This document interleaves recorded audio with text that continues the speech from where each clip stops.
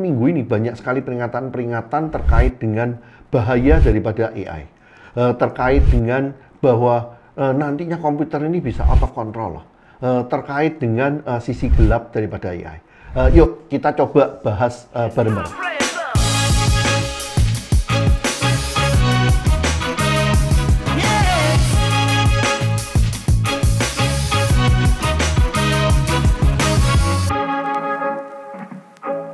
Ya, teman-teman, dengan Hura di sini saya seorang psikolog, trusted talent advisor yang terutama bermain atau menjadi konsultan di area organizational dan talent development. Tapi secara tidak langsung saya pernah bekerja berhubungan dengan AI terkait dengan waktu mahasiswa. Ikut bergabung dalam beberapa research project maupun sekarang cukup banyak mahasiswa-mahasiswa bimbingan saya yang menjadi kayak semacam lead scientist untuk tema-tema AI ini baik di China maupun di US ya di sininya. Kalau kita bicara tentang bahayanya AI, mungkin sebelum kita ngomongin tentang bahayanya deh. Kalau kita ngelihat ya, sebenarnya siapa sih dari kita yang tidak sehari-harinya itu secara tidak langsung berhubungan dengan AI karena pertama kita pakai Google Map ya wasik. Itu di belakangnya kan AI ya. Kalau seandainya tidak ada AI, pekerjaannya yang namanya Gojek, Grab itu kan hampir nggak ada ya di dalamnya. Kan mereka mengandalkan sekali hal-hal seperti ini ya. Atau kalau kita pakai handphone kita deh, setiap kali kita moto di belakangnya itu ada AI yang mengoptimalkan loh. Dan segala macam trik-triknya kalau TikTok kan kelihatan ya. Di samping juga kalau kita handphone kita memakai fungsi dictation. Kalau yang punyanya saya Samsung S23 Ultra itu kan ada S Pen-nya untuk menulis kemudian bisa direcognize. Itu semuanya AI. Dalam artian AI itu udah masuk ke dalam kehidupan kita sehari-hari. Dan kalau dilihat ada horornya apa? Sejauh ini baik-baik ya. Tapi kita bicara tentang ini nih yang dalam 6 bulan terakhir ini kita bicara tentang ChatGPT. What did you think the first time you used ChatGPT? Well, I've used lots of things that came before ChatGPT that were quite similar. So ChatGPT itself didn't amaze me much. Okay. GPT-2, which was one of the earlier language models, amazed me, and a model at Google amazed me that could actually explain why a joke was funny. Oh, really? Yeah. In just natural language, it'll tell you. Yeah, you tell it a joke, and not for all jokes, but for quite a few of them, it can tell you why it's funny. Okay. And it seems very hard to say it doesn't understand when it can tell you why a joke's funny. So if ChatGPT wasn't all that surprising or impressive, were you surprised by the public's reaction to it? Because the reaction was big. Yes, I think everybody was a bit surprised by how big the reaction was. That it was the sort of fastest growing app ever. Yeah. Atau generatif AI ini agak beda lagi nih. Karena kalau yang dari saya sejak ngikutin AI dulu ya, ada beberapa nih yang buat orang-orang mulai mikirin lagi tentang ini loh. Wah, AI ini ngalahin manusia ya. Bahaya banget. Itu mulai dari berapa tahun yang lalu sewaktu IBM dengan AI-nya dia mengalahkan juara catur dunia ya, Garry Kasparov. Waktu itu kan udah langsung semuanya juga horor tuh. Setelah itu juga beberapa tahun kemudian DeepMind punyanya Google yang bermain catur Go kemudian mengalahkan juara dunianya juga. Waktu itu ribet juga. Yang sekarang kan juga nih ceritanya orang kaget kan kalau ngelihat ChatGPT itu, wah pinter banget nih. Langsung ditanyain segala macam bisa loh dan jawabnya tuh cepet banget. Mulai bahkan yang terakhir ini kan lagi dites dengan segala macam tes-tes akademik ya, tes-tes akademik, tes-tes reasoning. Mayoritas tuh lebih hebat daripada orang loh. Dari sana mulai, wah ini berarti ini bahayanya nih apa nih? Orang mulai kaget lagi kan tentang bahayanya.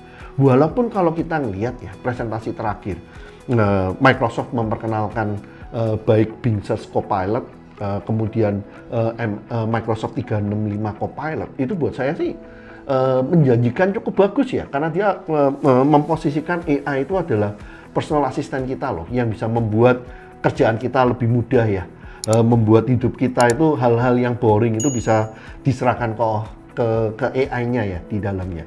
Dan kalau kita ngelihat lagi ke depannya variasi AI dalam artian generatif AI, ini nanti tidak akan stay hanya di generatif AI loh. Dalam artian AI yang bisa bantu kita untuk nulis puisi, buat laporan, buat gambar, buat lagu. Tapi kita tahu juga kan, Elon Musk itu kan juga lagi buat self-driving car ya. Kemudian kita lihat juga beberapa hal yang lain. Perkembangan AI itu luas, bukan hanya ChatGPT dan tipe generatif AI, yang tentunya itu akan membawa bahaya dan juga keuntungan untuk kita sebagai user pemakai. Kalau kita bicara tentang bahayanya, sisi gelapnya, atau hal-hal yang perlu kita pay attention nih supaya tidak out of control. Bayangan saya mungkin ada 5 ya kalau kita bisa ngomongin ya. Yang pertama mungkin kita bicara tentang education. Semua orang bicara, waduh ini sekarang mahasiswa-mahasiswa itu atau murid-murid di sekolah itu ternyata suruh ChatGPT yang mengerjakan pekerjaan rumahnya. Jadi cara belajarnya nanti akan beda. Kalau saya melihat di sini lebih pada ini ya, pada dasarnya itu mungkin sama aja ya. Kita dulu ketemu kalkulator, apakah dengan kalkulator kita nggak bisa ngitung 1 tambah 1 sama dengan 2 gitu. Kemudian dengan adanya komputer waktu itu kalau kita di psikologi orang belajar tentang statistik, apa kita tidak perlu lagi belajar tentang statistik? Itu nanti kita ngelihat ya di berbagai negara. Kita ngomong tentang caranya ngitung ya, sudah aja orang perlu bisa menghitung secara manual misalnya. Kita ngeliat penyelesaiannya agak beda kan. Kalau waktu saya di China misalnya, yang saya tahu rata-rata anak saya, teman-temannya dia, orang di China kan dilatih drilling untuk menghitung secara manual itu jauh lebih kenceng ya dibandingkan orang Indonesia. Tapi orang Indonesia dibandingkan dengan waktu saya ke Jerman, kita di drillingnya jauh lebih kenceng ya. Ujung-ujungnya kan bagaimana kita deal dengan kayak semacam otomatisasi karena adanya komputer dan kalkulator, kita masih perlu bisa apa gitu di dalamnya. Itu kan pertanyaannya nih. Dan nanti kalau memang benar generatif AI atau ChatGPT itu bisa banyak membuat karangan-karangan, berarti mungkin ya memang hal yang komputer bisa lakukan dengan baik, kenapa kita harus saingan gitu. Ujung-ujungnya kan pertanyaannya adalah bagaimana kita bisa memanfaatkan atau mengontrol atau bekerja sama dengan sistem yang baru ini. Yang berarti kan nanti skill orang yang mungkin akan berubah ya dengan hal seperti ini. Yang kedua, biasanya orang selalu bilangnya, waduh nanti akan banyak kerjaan yang hilang. Kalau untuk saya ya, kalau AI, ini mungkin agak beda dengan 30 tahun yang lalu, waktu saya masih di Jerman, waktu saya kuliah di Jerman. Waktu saya kuliah di Jerman itu ada wave, yang waktu itu terjadi adalah wave-nya robotik ya, otomatisasi. Jadi orang-orang diganti dengan mesin. Waktu itu juga ketakutannya kan, wah ini semuanya akan kehilangan pekerjaan. Saya waktu itu kerja sebagai mahasiswa, kalau liburan kan saya kerja di pabrik mobil VW. Waktu itu waktu first wave-nya, dia mesin-mesinnya diganti dengan robot. Tapi kalau yang saya tahu dari beberapa teman yang kerja di dalam tempatnya, kan itu kan nanti ada booth-booth yang belum diganti, ada yang udah diganti. Memang yang digantikan oleh robot itu memang pekerjaan-pekerjaan yang sebenarnya untuk orang sih lumayan nggak enak ya ngerjainnya. Jadi karena itu digantikan dengan robot. Dan kenyataannya kan di Jerman pun ya masih tetap ada pekerjaan manual ya. Dan kalau kita lihat ternyata di Indonesia juga robotisasi kan belum benar-benar masuk. Walaupun di Jermannya udah 30 tahun yang lalu. Nah kalau dilihat dari sana kan yang sekarang terkait dengan AI, terkait dengan ChatGPT dan generatif AI, yang saya lihat ini utamanya kan akan menyerang pekerja kantoran ya. Pekerja kantoran terutama misalnya yang sekarang yang mulai terjadi itu kan kalau di law firm ya. Di law firm itu kan ada asisten yang paralegal yang menyiapkan case-case yang ini kan salah satu yang dibilang ini salah satu yang paling kena. Misalnya di perusahaan kita juga sih, perusahaan kita di perusahaan consulting yang kita banyak melakukan kayak interview, case study, kemudian di summary, men-summary laporan, hal-hal yang seperti itu mungkin yang di level bawah, job untuk para asisten itu akan berubah ya. Kemudian cara kerja kita sebagai atasan itu juga akan berubah. Tapi saya tidak yakin bahwa ini akan hilang gitu. Tapi caranya akan berubah di dalamnya. Kalau dari studi dibilangnya sih sampai 30-40% ya pekerjaan akan terkena. Kemudian ada juga angka-angka yang akan bilang ini loh pekerjaan ini akan hilang. Tapi hilang ini seharusnya akan diganti di sininya. Itu kalau yang saya lihat. Jadi ada baik di dalam education maupun job market akan ada perubahan. Tinggal kita mau berubah dengan riding the wave atau kita mau coba melawan arus yang sepertinya sulit dilawan sih ya modernisasi ini, karena adanya suatu keuntungan yang juga cukup menjanjikan gitu di dalamnya. Untuk saya mungkin yang lebih perlu diperhatikan itu adalah bahaya yang ketiga. Bahaya ketiga ini kan terkait dengan data privacy, terkait dengan bias, terkait dengan ujung-ujungnya terkait dengan data deh, data dan bias nantinya. Atau orang ini akan dihack di sininya. Ini kan ada kayak semacam awareness bahwa memakai AI itu ada suatu keterbatasan, dalam artian di sini bias. Ada suatu awareness bagaimana kita bermain dengan data dan apa artinya data. Karena ujung-ujungnya AI itu bisa apa? Itu kan tergantung datanya dikasih masuknya itu apa ya. Itu yang pertama, yang paling penting di dalam data. Dan kita tahu, saya kebetulan kan profesor untuk cross culture psychology ya. Set data dari budaya tertentu dengan satu set data dari budaya yang lain, itu patternnya beda loh. Yang berarti kan kalau kita ngelihat dari pembelajaran dari studi ini, set data yang dipakai dengan AI yang dia mencari pattern daripada data ini. Kalau set datanya dari Amerika dengan set data dari Indonesia, hasil patternnya mungkin beda loh. Termasuk nanti kalau kita tahu metodenya ChatGPT itu kan dia bilang ada labeling juga kan, supervised learning. To create a good data set, labeling the data is essential. And this task is still mostly done by humans. Kan supervised learning ya. Yang berarti kan ada orang yang akan menentukan algoritmnya kan. Itu kan ada kemungkinan bias. Dan banyak di internet yang orang melakukan studi, ChatGPT ada biasnya loh. Walaupun kita hanya bicara di dalam Amerika ya. Nanti kalau kita bicara dalam konteks internasional, tentu akan bias juga di dalamnya. Yang ketiga ini menurut saya yang diperlukan adanya suatu guideline, ada semacam ethical committee untuk menjaga kemungkinan penyalahgunaan. Yang lebih bahaya lagi orang bicara tentang penyalahgunaan AI itu nanti terkait dengan senjata.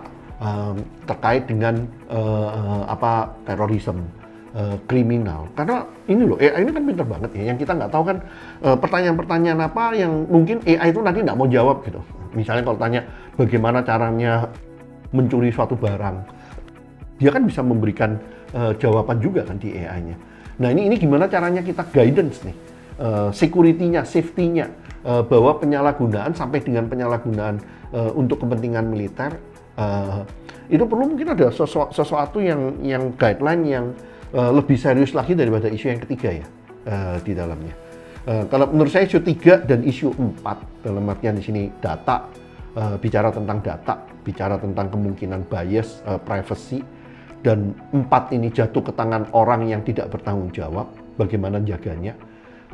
Jangan sampai gara-gara AI-nya nanti diotomatisasi terjadi suatu perang atau apa. Ini yang perlu dijaga.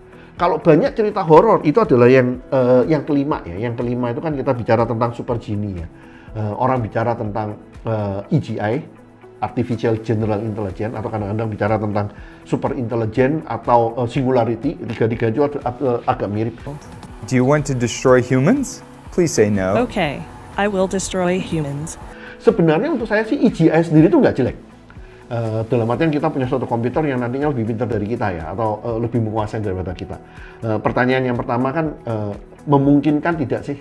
Atau kalau seandainya secara teori sih memungkinkan ya, karena sekarang dengan adanya machine learning, dia kan bisa belajar sendiri ya. Dan kalau komputernya itu semakin canggih kan belajarnya kan semakin gila kan. Tapi nanti di sini buat saya salah satu hambatan yang paling gampang deh. Dia bisa belajar karena data ya. Dan sekarang kalau kita bicara tentang data, kita bisa bagi mungkin ada 3 macam data yang akan membuat si AI ini tidak segampang itu, dia akan bisa lebih pintar daripada kita. Yang pertama, memang ada data yang available publicly ya, dia bisa belajar, dia bisa ambil, dan begitu dia memproses data ini ya dia akan lebih pintar, lebih menguasai data ini. Misalnya sekarang kita bicara tentang data internet.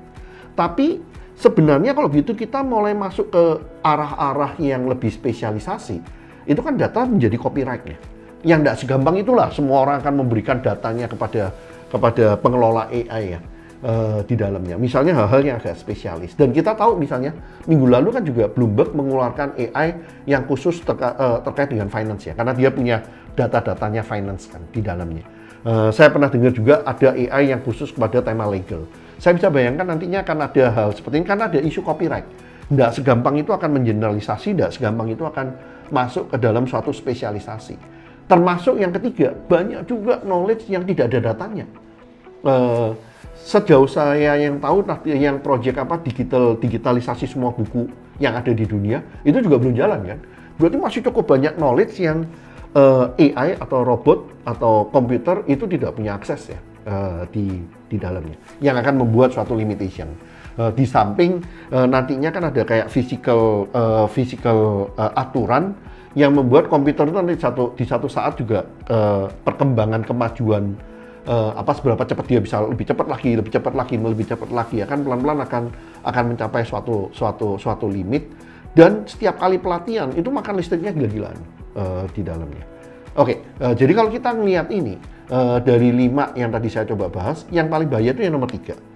Karena itu langsung bersentuhan dengan kita sih. Termasuk di dalam nomor 3 ini sekarang kan semua orang mulai sering ngomongnya nih, ini AI loh ini. Jadi seakan-akan kalau pokoknya ada ini AI, itu jawabannya pasti benar. Jangan loh, belum tentu loh ya di dalamnya. Itu yang paling ini. Dan kita perlu sadar dengan kemungkinan bias dan data privacy kita. Apa yang kita mau kasih dan seberapa jauh kita mau buat orang lain tahu, atau terutama AI tahu yang nantinya dia bisa memprediksi apa yang akan kita lakukan. Ujung-ujungnya kalau kita bicara tentang riding the wave, untuk saya ya, kalau kita bicara tentang riding the wave, ini kan yang pentingnya kan bagaimana kita bekerja dan hidup dengan AI ini dan bisa mendapatkan manfaat yang optimal. Yang pertama mungkin kita perlu aware bagaimana sih cara kerjanya AI. Bahwa AI itu juga bukan kayak ya, apalagi kalau kita ngomong AI punya perasaan nggak, punya conscious nggak di dalamnya. Itu kan buat saya sih sementara kayaknya belum sampai seperti itulah di sini. Cara kerjanya dia kan pada dasarnya kita bicara tentang data, kita bicara tentang algoritma, yang mana algoritmnya ini bisa kedua arah, dalam artian secara komputer dia dengan mathematical modeling dia mencapai melihat suatu pattern, atau dengan supervised learning yang ada orang yang akan membantu dengan labelingnya sehingga proses belajarnya lebih cepat. Tapi tetap aja dia adalah komputer dengan kekuatannya dia dan keterbatasannya dia. Yang berarti di sini kan kita perlu lihat sebenarnya perbedaannya AI dengan manusia itu apa. Tetap ada bedanya. Tetap ada sesuatu yang kita itu kayaknya akan lebih jago dari dia, dan tetap akan ada sesuatu yang memang ya kalau AI bisa ya suruh aja si AI lah yang ngerjain, tinggal kita lihat bagaimana kita ngaturnya. Yang berarti di sini kan kita bicara tentang kita perlu tahu, jadi yang ini yang ketiga ya di dalamnya, kita perlu tahu dong bagaimana cara ngatur, bagaimana cara boleh dibilang mendapatkan yang terbaik dari teknologi ini. Yang paling gampang deh, sebenarnya dalam memanfaatkan AI itu nggak gampang juga loh, bagaimana kita memberikan instruksi, bagaimana kita membuat pertanyaan, termasuk di dalamnya biasanya kita ngomong kalau mau optimal, itu kamu mesti tahu dulu apa yang kamu mau dan bagaimana memberikan instruksi atau pertanyaannya sehingga kamu bisa mendapatkan yang terbaik. Ya kalau dilihat-lihat dari situ mirip juga ya, kalau kita punya karyawan ujung-ujungnya kita harus tahu apa yang kita mau dan bagaimana caranya memberikan instruksinya sehingga kita bisa mendapatkan yang terbaik.